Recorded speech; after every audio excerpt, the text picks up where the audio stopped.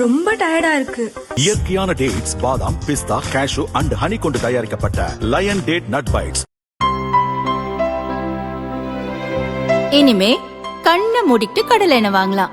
ஏன்னா மந்த்ரா கடலை எண்ணெய் இதயத்தின் தயாரிப்பு. வறுக்க, பொரிக்க, ஏன் எல்லா சமையலுக்கும் மந்த்ரா தான். மந்த்ரா கடலை எண்ணெய், அபார ருசி, ஆரோக்கியமான உடல் நலம்.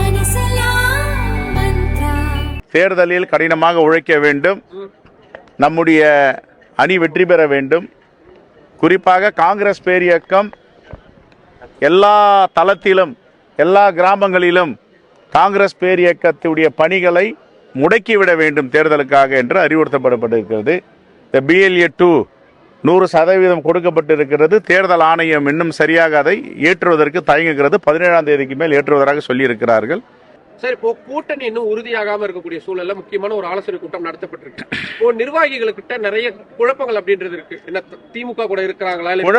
குழப்பம் காங்கிரஸ் கிட்ட இல்ல, நாங்க தெளிவா இருக்கோம். இல்ல, உங்க நிர்வாகிகள்கிட்டயே இருக்கிறது யாருகிட்டயும் குழப்பம் இல்லை. இன்னைக்கு எல்லோரும் பகிர்ந்து கொண்டது, இன்னும் கமிட்டி, இந்த தேர்தல் பணிக்குழு, இந்த பேச்சுவார்த்தை நடத்துக்கான நெகோசியேஷன் கமிட்டி இன்னும் நியமிக்கலன்றது தான் எல்லோரும் வருத்தப்பட்டு சொல்லிட்டு இருந்தாங்க. என்னன்னா, ஒரு 5 ஆண்டுகளுக்கும் தேர்தலுடைய பரிணாம வளர்ச்சி, எலெக்ஷன் ப்ராசஸ் எல்லாம் சேஞ்ச் ஆகிட்டு இருக்கு. இப்போ பார்த்தீங்கன்னா எல்லாம் ரொம்ப அட்வான்ஸாக களத்துக்கு போகிறாங்க. காங்கிரஸ் தலைவருடைய வேதனை இன்னைக்கு நாங்கள் பேசுறது என்னன்னா, லாஸ்ட் மினிட்ல போயிட்டு ப்ராசஸ் பண்ணி கேண்டிடேட்லாம் செலெக்ஷன் ப்ராசஸ் போயிட்டு களத்துக்கு அனுப்புறது எங்களுக்கு நிறைய படிப்பினை உண்டு. பீகாரில், ராஜஸ்தானில், குறிப்பாக இப்போ கடந்த தேர்தலில் மகாராஷ்டிராவில், ஜார்க்கண்டில் லாஸ்ட் மினிட்ல எதுவும் பண்ண முடியாமல் போயிடுது. அதனால் இந்த அனுபவத்தெல்லாம் வச்சு முன்னதாகவே நம்ம பேச்சுவார்த்தையில் ஈடுபட்டு அந்தந்த யாருக்கு என்ன தொகுதிகள் ஒதுக்கப்படுகிறதோ எல்லா 234 தொகுதியிலும் பணியாற்ற வேண்டும். அதற்கு எங்களுக்கு சில சங்கடங்கள் இருப்பதாக எல்லோரும் இன்னைக்கு பேசினாங்க. அதையும் நாங்கள் உள்வாங்கியிருக்கோம்.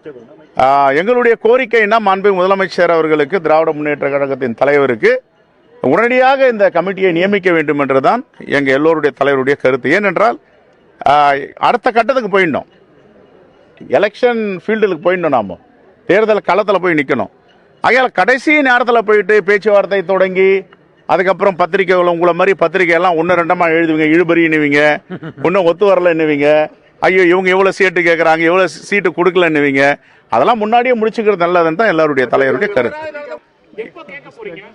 தலைவர்கள் என்ன வலியுறுத்தி இருக்கிறாங்களோ அதை மாண்புமிகு முதலமைச்சரோட நாங்கள் போய் சொல்லுவோம். நாளைக்கே போய் சொல்லுவோம்.